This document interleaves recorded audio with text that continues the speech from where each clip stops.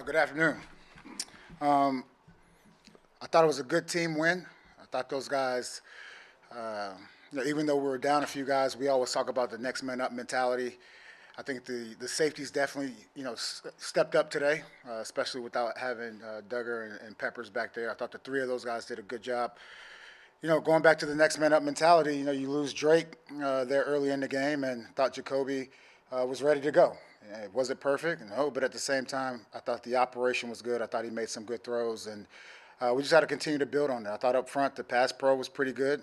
There was a time where 95 started kind of taking over the game a little bit, but I thought the guys, again, showed the resilience that they've developed over the past few weeks. Really proud of the guys. There was a lot of noise and a lot of chatter, and I'm very appreciative of just their attitude and professionalism on an everyday basis. I thought it was good. Look, I would say the guys on special teams, I thought the energy overall was better. It's good to get a win here at home in Gillette.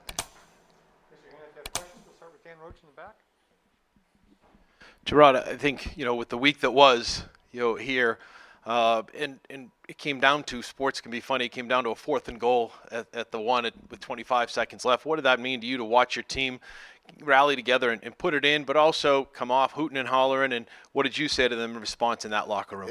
It means a lot, when you preach something and it shows up in the game, it's always going to be more impactful. I would say, there comes a point in time where everyone in the stadium knows you got to run the ball. Whether you're talking about on defense, if we're on defense or if we're on offense, there comes a point in time where they know, everyone knows, the fans know, everyone knows that it's a run play, and you got to really just defeat the man across from you. And look, fortunately, our guys got movement, and we scored, so it was great.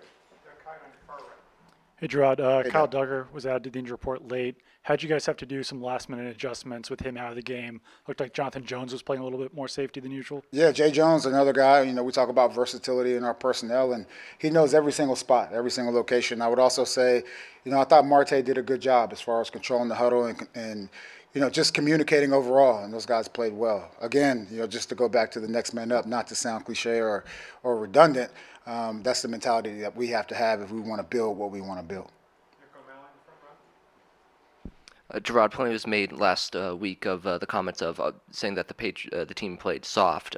Want to give you a chance this week, different outcome. What word would you describe the way the team played today? I don't think I've ever really questioned the resilience of this team, and I'm not going to go back to those comments. What I will say is we have a room full of guys with the mentality that, you got to change the page every day. Every day is a new day, and we have to get better and understand that practice is the most important thing we do until we get to the game. So, I think it was 4 yards per carry allowed for you guys defensively today. What did you do this week to get some improvement as far as that part of your defense goes? It was under 4 yards a carry. I think it was 3.9. But no, it really is the guys just going out there and executing. I mean, there's no magic pill or magic drink or anything like that. It's a mentality, a mentality that we're going to stop the run. And I thought for the most part today we did stop the run. In saying that, we'll go back and watch the film. There were a few that popped on us a little bit, and we'll get those corrected. Hey, Jerod, you talked about the noise and the chatter this week. What would you say you learned about yourself, throughout this week?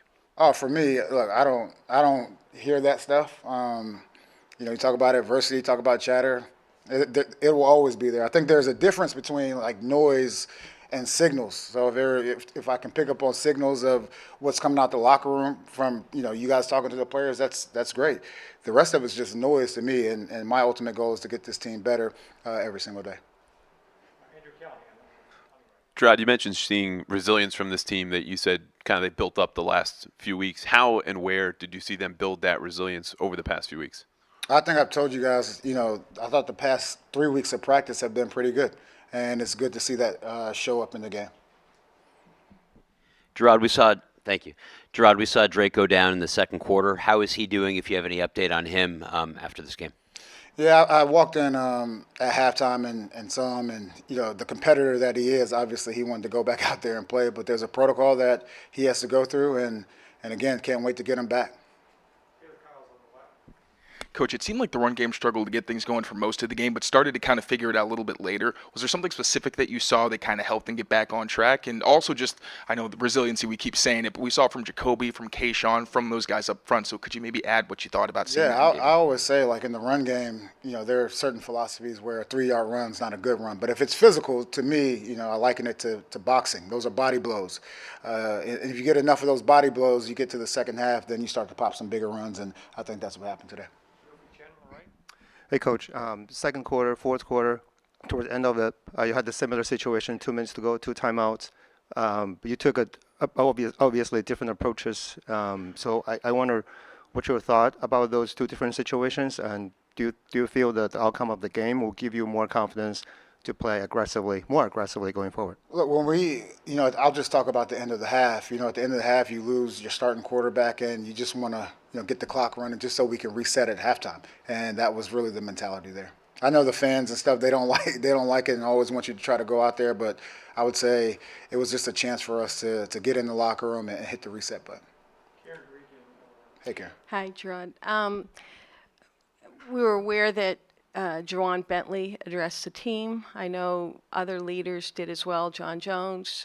How much did that leadership play a role in helping turn things around, or at least getting the right message across?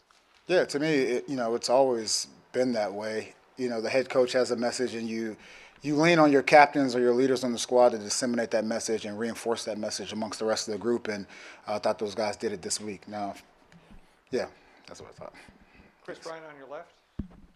Hey, Jerod. Obviously, you sent a message to the group, and you see this type of response today and the type of buy-in that the group obviously demonstrated.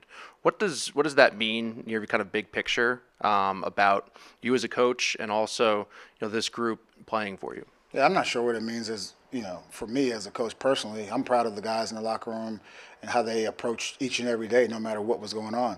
And it's not just the media as far as noise. It's family, it's friends, it's all of that stuff. It's social media, it's all of that stuff. And I thought the guys, look, they hear it. And at the same time, you just don't listen to it. You just continue to go on the practice field and get better. And I thought we did that. Hi, Jerod. It looked like a helmet-to-helmet hit that took out Drake. Did you have any conversations with the officials on that, and were you kind of surprised that penalty wasn't called? They didn't call it. I had conversations with them the entire game. I thought, some of those calls were questionable, but at the same time, I have to go back and watch the film, and we'll have those conversations. Not to belabor the resiliency tag here, but if anyone personifies that, you could argue Ramondre Stevenson does. What he's gone through this year, had a few big plays here. I know not a lot of yards. Can you talk about him? And he was not in first and goal from the 2, which you kicked the field goal for the first 2 plays. Why wasn't he in then? Just asking. Yeah, Ramondre is one of our best players. I haven't backed down from that at all. There was some tempo on there and didn't have the opportunity to get him in at that time. Good. Thanks.